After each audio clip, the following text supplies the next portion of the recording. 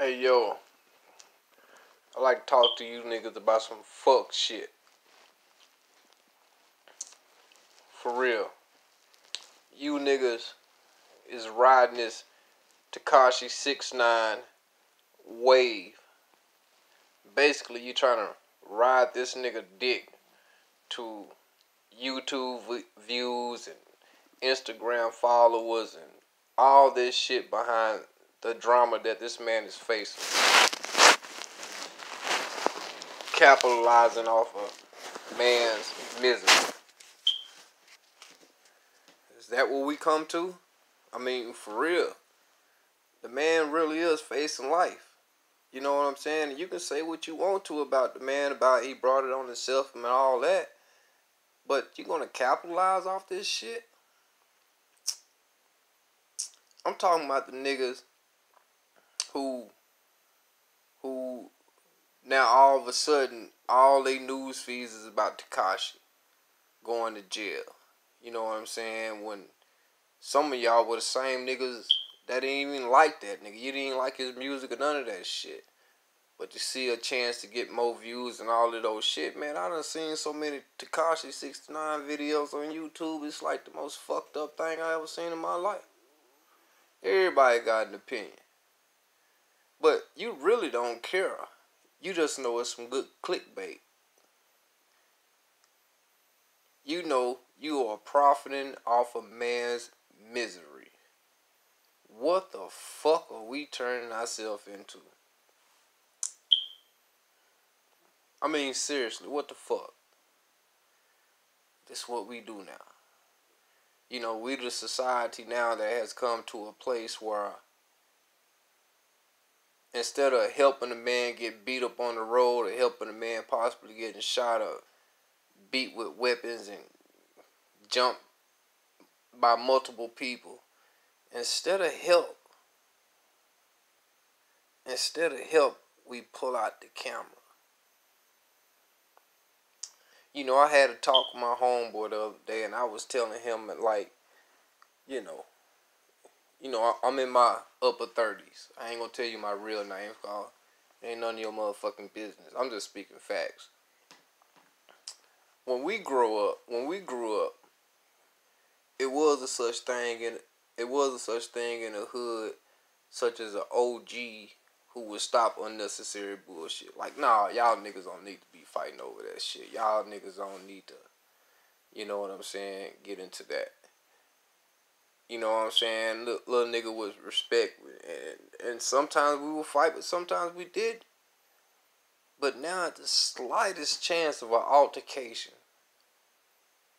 people just immediately instigate this altercation so they can pull out their cell phones and record a possible bitch get knocked out so they can scream out world star.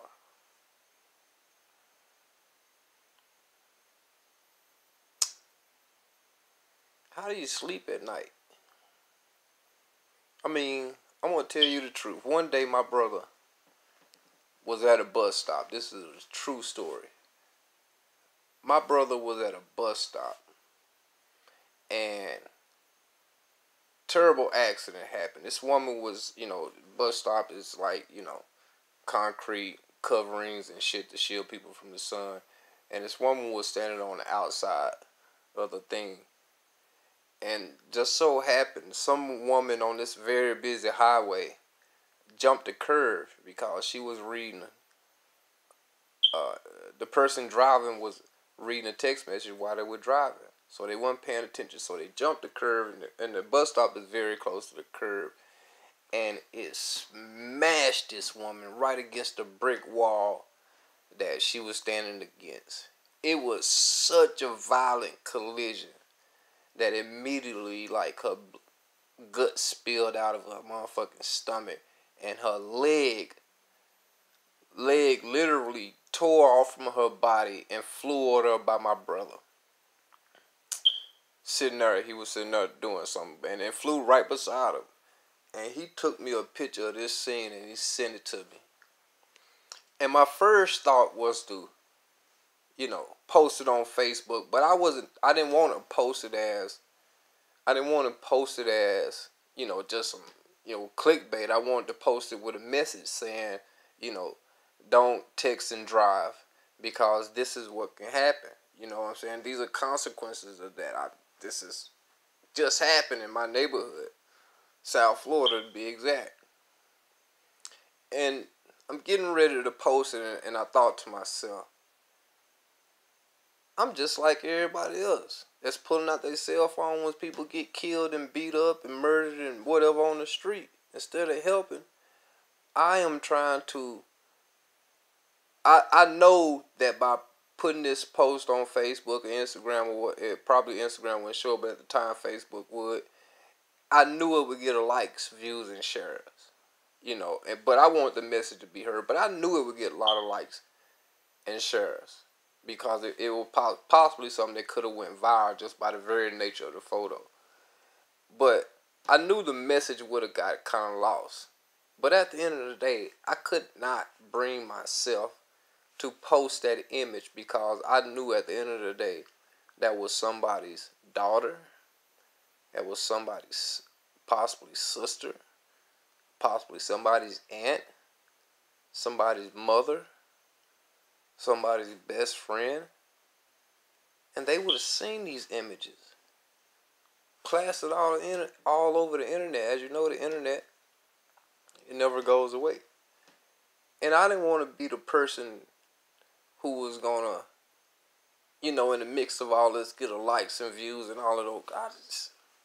I didn't post a fucking image, and it was a very graphic image. I knew it would have went viral. I knew it. But to go viral off a woman's misery, given a chance her daughters and family members might see that, that's sickening. That's sickening. We shouldn't do that to ourselves.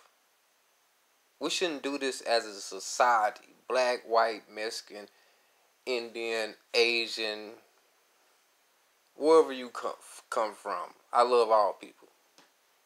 But let's stop with the profiting off of people's misery. Because that's a major downfall to this country.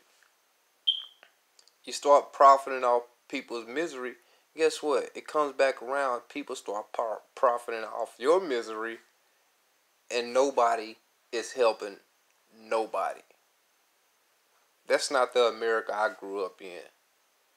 And I hope my kids don't have to grow up in an America like this, where suffering outweighs compassion.